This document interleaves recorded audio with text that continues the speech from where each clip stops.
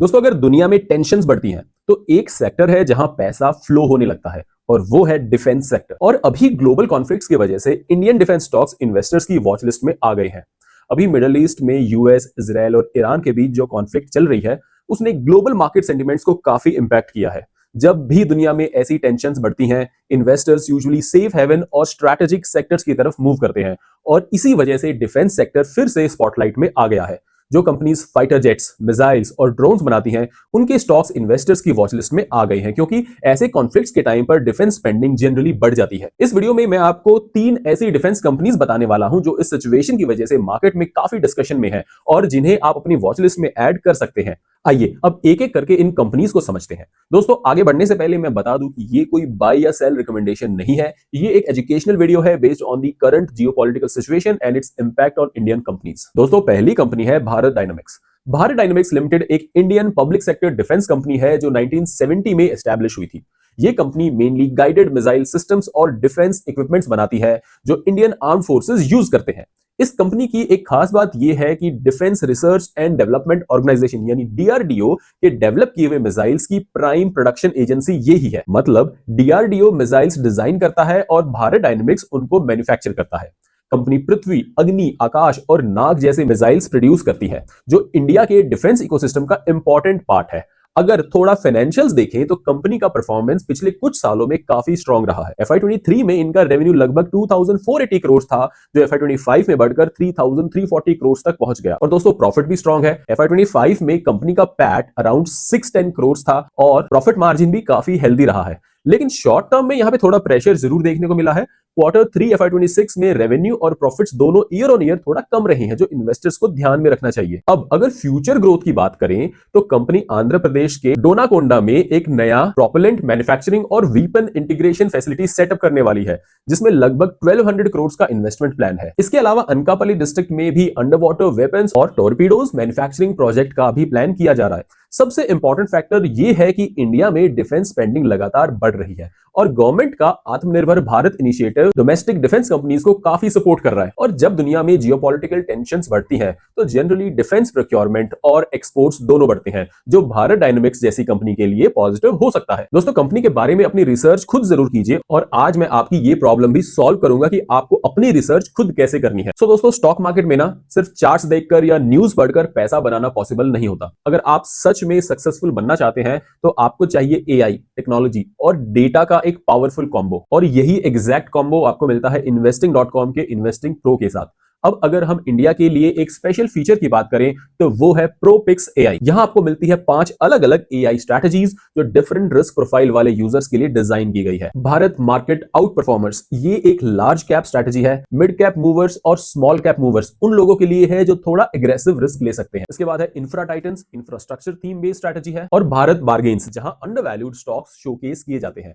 ये AI driven strategy है जो हर महीने 15 से 20 टॉप इंडियन स्टॉक्स सिलेक्ट करती है जो आउट परफॉर्म करने के लिए रेडी होते हैं। एआई यहां पर 50 प्लस फंडामेंटल और टेक्निकल पैरामीटर्स एनालाइज करता है और हर महीने की 1 तारीख को पोर्टफोलियो रीबैलेंस करता है जिसमें 4 से 10 स्टॉक्स ऐड किए जाते हैं और उतने ही रिमूव भी किए जाते हैं। अब बात करते हैं Bharat market out performer strategy की। आप देख सकते हो कि 1 जनवरी को इस स्ट्रैटेजी में 6 स्टॉक्स ऐड किए गए थे और 6 स्टॉक्स रिमूव भी किए गए थे। और सबसे इंपॉर्टेंट बात, ये लोग क्लियरली बताते हैं कि किस रीजन से कोई स्टॉक ऐड या रिमूव किया जा रहा है। और नीचे स्टॉक स्पॉटलाइट सेक्शन में आप देख सकते हो कि इस स्ट्रैटेजी के काफी सारे करंट स्टॉक्स ने मार्केट को आउट परफॉर्म भी किया है, यानी उन्होंने पॉजिटिव रिटर्न्स डिलीवर किए हैं। एग्जांपल के लिए यूनियन बैंक को 1 मार्च पिछले साल इस एआई स्ट्रैटेजी में ऐड किया गया था और तब से लेकर अब तक ये स्टॉक 45% रिटर्न दे चुका है। दोस्तों, ये कोई इन्वेस्टमेंट रिकमेंडेशन या एडवाइस नहीं है। यहां मैं सिर्फ investing.com के कुछ प्रो फीचर्स के बारे में एक्सप्लेन कर रहा हूं। अब दोस्तों, इनके पास ना एक नया फीचर भी है जिसका नाम है चार्ट्स एआई। ये फीचर चार्ट्स को एनालाइज करता है और आपको एंट्री, एग्जिट और स्टॉप लॉस पॉइंट्स प्रोवाइड करता है हर इंस्ट्रूमेंट के लिए। ये फीचर्स डे ट्रेडर्स के लिए काफी यूजफुल हैं जो अपने ट्रेड्स एक दिन के लिए सेटअप करना चाहते हैं। अब आप ये तो जानते हैं कि investing.com एक ट्रस्टेड ब्रांड है। यहां पर इन्वेस्टिंग प्रो के 2 प्लान्स मिलते हैं, प्रो एंड प्रो प्लस। दोस्तों, प्रो प्लस प्लान में सारे फीचर्स मिलते हैं और प्रो प्लान थोड़ा लिमिटेड होता है। जैसे कि प्रो प्लान में आपको सिर्फ एक एआई स्ट्रैटेजी मिलती है, भारत मार्केट आउट परफॉर्मर्स, जबकि प्रो प्लस में आपको सारी 5 एआई स्ट्रैटेजीज मिलती हैं। प्रो प्लान में आपको 50 Warren AI queries per month मिलती हैं, जबकि प्रो प्लस में 500 क्वेरीज मिलती हैं। एडवांस्ड स्क्रीनर भी सिर्फ प्रो प्लस प्लान में ही अवेलेबल है। इसलिए मेरा पर्सनल ओपिनियन है कि आपको प्रो प्लस प्लान ही चूज करना चाहिए, क्योंकि एक बार आप प्रो प्लान ले लेते हो तो बाद में अपग्रेड ट्रेड करते टाइम कूपन को रीयूज नहीं कर पाओगे। अभी इन्वेस्टिंग प्रो सेल चल रही है जिसमें आपको 55% प्लस एक्स्ट्रा 15% डिस्काउंट मिलेगा अगर आप मेरे एफिलिएट लिंक को यूज करते हो। और हाँ दोस्तों, एक इंपॉर्टेंट बात, गूगल करके या डायरेक्ट वेबसाइट से मत खरीदना क्योंकि फिर आपको एडिशनल 15% डिस्काउंट नहीं मिलेगा। पर्सनली मुझे लगता है कि ऐसे एआई बेस्ड टूल्स आपकी एनालिसिस को नेक्स्ट लेवल पर ले जा सकते हैं। दोस्तों लिंक डिस्क्रिप्शन और पिन कमेंट्स में है, इस अपॉर्चुनिटी को मिस मत कीजिए क्योंकि मार्केट में ट्रेडिंग और इन्वेस्टिंग दोनों ही स्मार्ट डेटा के बिना इनकम्प्लीट है।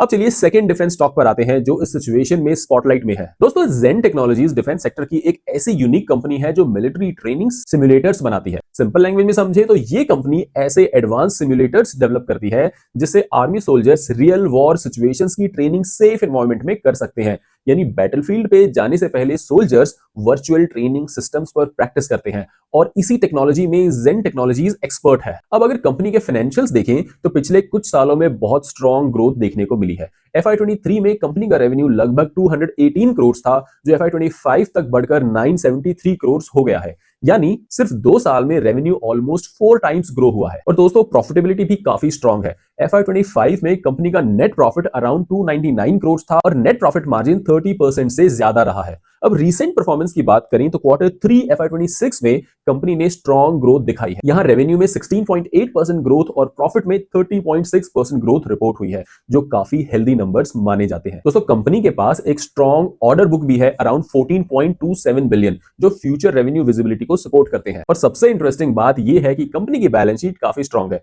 कंपनी के पास 11.88 बिलियन के अराउंड कैश है और नेट डेट ऑलमोस्ट जीरो है। यानी कंपनी फाइनेंशियली भी काफी स्टेबल पोजीशन में है। लॉन्ग टर्म में जेन टेक्नोलॉजीज सिर्फ सिमुलेटर्स कंपनी नहीं रहना चाहती बल्कि एक ब्रॉडर डिफेंस टेक्नोलॉजी कंपनी बनने की डायरेक्शन में मूव कर रही है। साथ ही दोस्तों इंडिया में डिफेंस स्पेंडिंग लगातार बढ़ रही है जिस वजह से डोमेस्टिक डिफेंस सप्लायर्स जैसे जेन टेक्नोलॉजीज को लॉन्ग टर्म में डिमांड मिल सकती है। अब दोस्तों तीसरी कंपनी पर नजर डालते हैं और दोस्तों तीसरी कंपनी है Paras Defence and Space Technologies. Paras Defence and Space Technologies एक इंडियन डिफेंस और स्पेस इंजीनियरिंग कंपनी है जो इंडिजिनसली डिजाइंड डिफेंस प्रोडक्ट्स और सॉल्यूशंस डेवलप करती है। कंपनी का काम मेनली डिफेंस ऑप्टिक्स, इलेक्ट्रॉनिक्स और एडवांस्ड इंजीनियरिंग सिस्टम्स पर फोकस्ड है जो मिलिट्री और स्पेस एप्लीकेशंस में यूज होता है। अब अगर रीसेंट डेवलपमेंट्स की बात करें तो कंपनी ड्रोन टेक्नोलॉजी में भी एग्रेसिवली एक्सपैंड कर रही है। इसके लिए कंपनी ने एक नई सब्सिडरी बनाई है Paras Heven Advanced Drones Private Limited जो एक जॉइंट वेंचर है Israeli drone company Heven Drones के साथ। इस जॉइंट वेंचर में पारस डिफेंस का 51% स्टेक है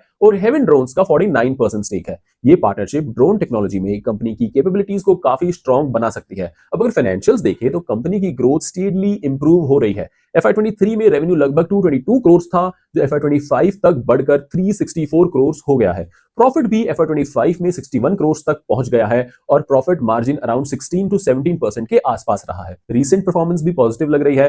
Q3 FY26 में रेवेन्यू 106 करोड़ रिपोर्ट हुआ है जो कि पिछले साल 87 करोड़ से ज्यादा था। इसी पीरियड में नेट प्रॉफिट 16 करोड़ रहा है जो लास्ट ईयर के 13 करोड़ से इंप्रूव हुआ है। और कंपनी सिर्फ ट्रेडिशनल डिफेंस प्रोडक्ट्स तक लिमिटेड नहीं रहना चाहती, अब ये सेमीकंडक्टर्स, एवियोनिक्स और एडवांस्ड सिस्टम्स जैसे हाई ग्रोथ एरियाज में भी एक्सपैंड कर रही है। साथ ही कंपनी का प्रोडक्ट पोर्टफोलियो काफी डाइवर्सिफाइड है। ऑप्टिक्स, इलेक्ट्रॉनिक्स और हेवी इंजीनियरिंग जैसे सेक्टर्स में भी कंपनी काम करती है और इनका ऑर्डर बुक भी स्टेडली ग्रो हो रहा है जो फ्यूचर रेवेन्यू विजिबिलिटी को सपोर्ट करता है। अब सबसे बड़ा सवाल, क्या डिफेंस कंपनीज में इन्वेस्ट करना चाहिए? दोस्तों रीसेंट टाइम्स में मिसाइल्स और ड्रोन से रिलेटेड डिफेंस स्टॉक्स में स्ट्रॉन्ग रैली देखने को मिली है। लेकिन दोस्तों एक बात याद रखिए, मार्केट्स अनसर्टेनिटी को बिल्कुल पसंद नहीं करता। कई बार डिफेंस स्टॉक्स फंडामेंटल्स की वजह से नहीं बल्कि फियर और जियोपॉलिटिकल टेंशंस की वजह से मूव करते हैं। अगर टेंशंस कम हो जाती है या कॉन्फ्लिक्ट जल्दी रिजॉल्व हो जाती है तो ये रैली रिवर्स भी हो सकती है। और जब वैल्यूएशंस ऑलरेडी हाई हो जाते हैं तो सेंटिमेंट्स चेंज होते ही शार्प करेक्शंस भी देखने को मिल सकती है। इसलिए इन्वेस्टमेंट से पहले हमेशा कंपनी के फंडामेंटल्स,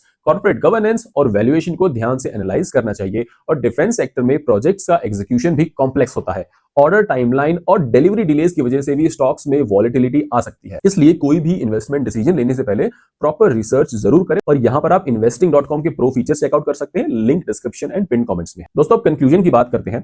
डिफेंस स्टॉक्स में अपॉर्चुनिटी काफी स्ट्रांग दिख रही है। सबसे बड़ा रीजन है ग्लोबल जियोपॉलिटिकल टेंशंस और कंट्रीज का नेशनल सिक्योरिटी पर बढ़ता फोकस।